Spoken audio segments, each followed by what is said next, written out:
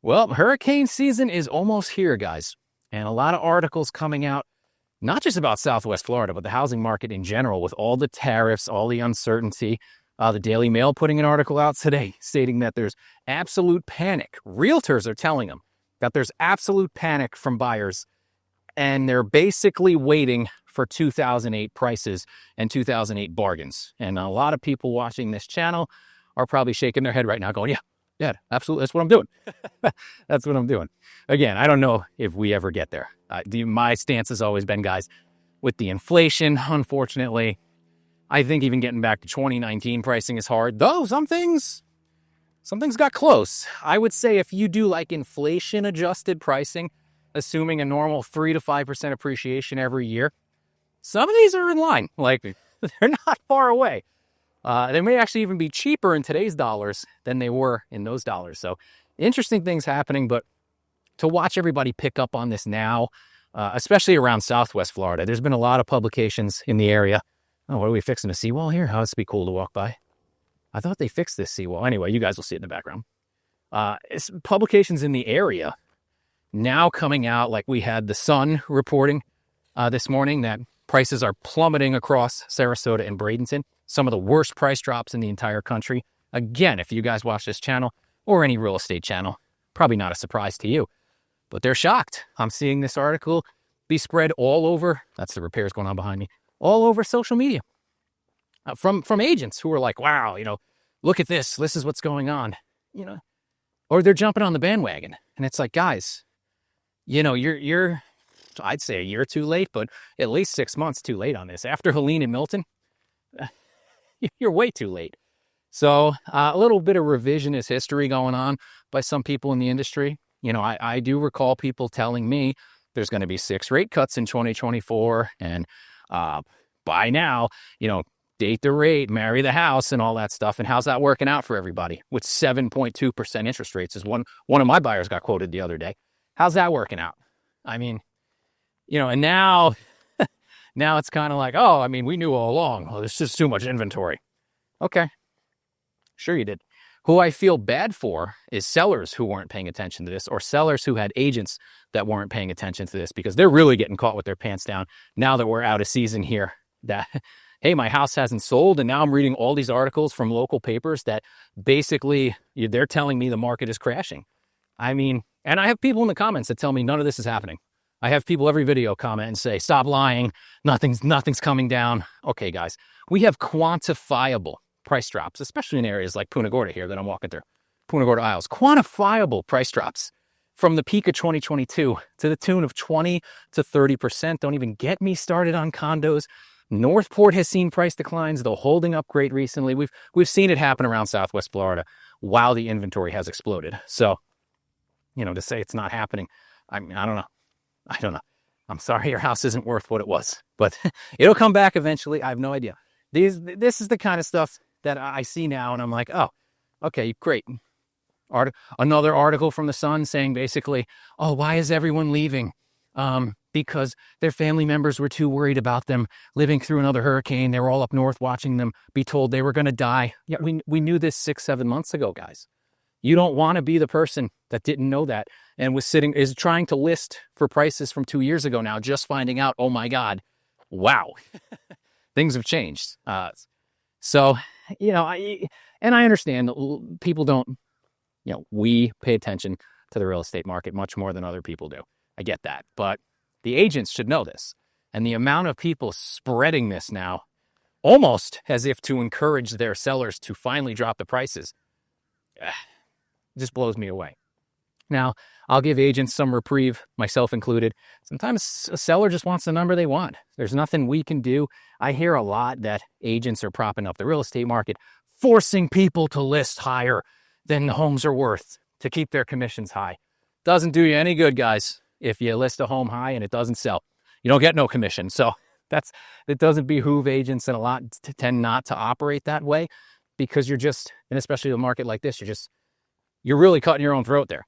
It's just not going to help anybody, but they don't always have control of it. Another article that I found interesting was basically the Wall Street Journal is coming out and saying luxury home buyers are bailing. They're all bailing out of deals as well, not just regular buyers.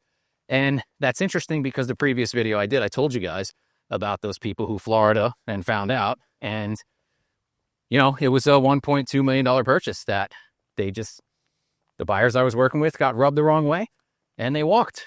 And you know what? That house has subsequently had a price drop. So maybe it was the best idea. I don't know. But that stings as a seller. You had a bird in the hand. You had a luxury buyer in the hand. You wanted to push matters a little further than you probably should in this market. And they walked away. Now you're dropping the price. That's the kind of stuff that's going on down here. And coincidentally, you know, the Wall Street Journal's putting that out. And in the previous article I mentioned from the Daily Mail that they're saying, you know, panic is ensuing. Home buyers are backing out of all these deals. There was a guy that they interviewed in there, and he was buying a home in Orlando that had suffered a fire. This is all this guy does. He buys homes that have fire damage, basically knocks them down, rebuilds them, which is also kind of ironic because I just did a walkthrough on a fire damaged home here in Punta Gorda. I'm like, oh, what excellent timing on both of these articles. And he's in Orlando, and while he was under contract for the home, the tariffs basically came into play, and they're attributing a lot of this to the tariffs, why people are scared. But in his instance, it was one of the best examples. He said that while under contract, the builder he was working with told him, you better price in 25% extra construction cost because we don't know what's going to happen with the tariffs. And that killed the deal for him. He said, no, I can't. There's no way I could do that. So that is kind of nuts when you think about what does that mean for the new builds? What does that mean for the new builds who are in a tough spot right now because they're super overbuilding? We know that. But they've got tariffs coming in that could potentially increase their cost 25%. At the same time, there's too much competition to really lower the price because they can't get what they're asking now. That's why they're doing all these big incentives, all these big price drops. So what happens if they get clipped for 25%? And they're going to keep building. They're going to keep building. It's absolutely insane that they just will not stop. We got one right here. In this market, does this house now cost 25% more? Can you get it? I don't know. I believe that one went for like 1.1. There's one on the corner there for over $1 million that hasn't sold. Are you going to be able to get it? I don't know. How's that going to mix things up? All right, guys. And as I am across the street from Gilchrist Park here, I'm going to take a brief pause, just to be a creep and show you how awesome this pool is. I love this house with this pool. It just looks it looks so cool to me. And it's elevated, so that's kind of nice. Plus, you get a great view of Gilchrist Park there. And two is to ask, if you have not done so already, if you guys like these videos, if you could please smash that like button, consider subscribing. It helps the channel out immensely, and we'll get back to the video.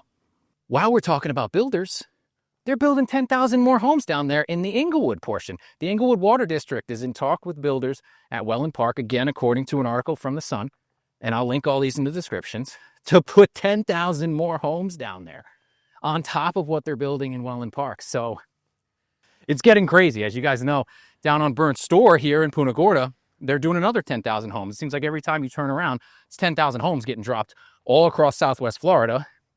And The Sun is putting that article out. At the same time, they're putting an article out that Sarasota home prices are plummeting. So it's a question is like, okay, who are you building all this for? And how much of a clip can you really take as a builder that you know there's all this inventory, there's unsold new builds everywhere, and you're still going to consider dropping 10,000 more houses in here? So it's interesting. Like, it makes you wonder what the real profit margin is or what the threshold for insanity is, because even down here on Burnt Store, 10,000 houses, and I'm like, man, they just keep opening more and more communities, and every builder. I got to get down to Esplanade over there because Taylor Morrison's got Esplanade opened up. They're putting an Esplanade in Welland Park as well. That's also coming back by Everly area. So the building, in spite of all the news and the sentiment that we're being told is going on across the country, just seems to continue no matter what. Now, a lot of communities that are looking to close out are offering pretty insane deals. Will they get better? Generally, as season goes on, I tend to see them get better. January till April is like the frenzy time. So, if they didn't get what they need moved at that point, I suspect they may start getting a little more aggressive with the deals. You guys know that's kind of been my stance on it the entire time. One thing I will caution is, again, I have mentioned pre-amenity pricing in some of these places, and I've seen a lot of people buy in communities with pre-amenity pricing. And now not only have the prices substantially dropped under what they paid, but the amenities still aren't open. So don't get caught up in that. It's a great sales pitch, but it's not necessarily always true. One community in particular that I keep an eye on pretty heavily is they were anticipating having their amenity center open pretty much January of this year. And now from what I'm being told, something has happened with the contractors. They have to change guys, whole new company coming in. So God knows when the amenity center is going to get filled. But people have been living in this community for a year and a half now, paying HOA dues, staring at a hole in the ground that should be a pool. So just be cautious of that. Just be cognizant when you hear pre-amenity pricing. There's no timeline. There's no set in stone timeline. It's a best estimate when the amenities will be done. And my opinion is you shouldn't count on that. I don't know. They're just not going to stop. They're not going to stop. And they're going to keep out competing existing home sales as best they can. And I mean, some of the stuff I'm seeing on existing homes is so crazy.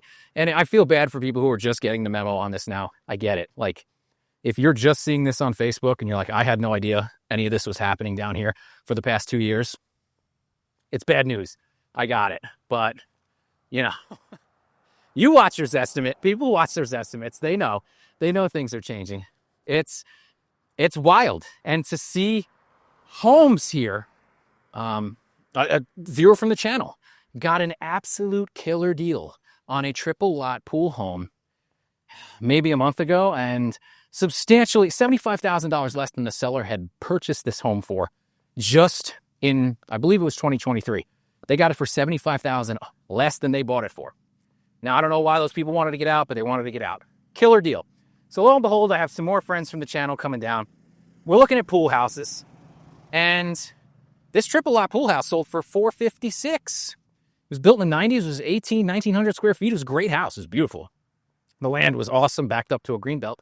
And now all of a sudden I'm out looking at single lot pool homes, the same size, no additional land, none of that. These people are asking like $460,000 to $550,000. I'm like, what are you doing? In what world?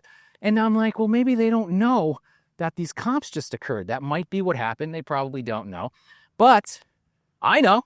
So what I said to them was, yeah, I just can't see you guys paying this amount of money for these kind of houses. Even double lots, they wanted like $550,000. And I'm like, I can't see you paying this kind of money. It doesn't make sense. And they're like, well, we got time. I said, then hang tight. We didn't find something on this trip. Something better will come along, because I knew about that comp. It was about to reset the market. I sold it, so I knew. But other people don't pay attention to that. So you're sitting there and you've got your house rotting on the market at $550,000 on a single lot in a pool in Northport, and you're wondering why. And it kind of leads me into like, listen, and they did find something. They did find something better, actually. We're working on it.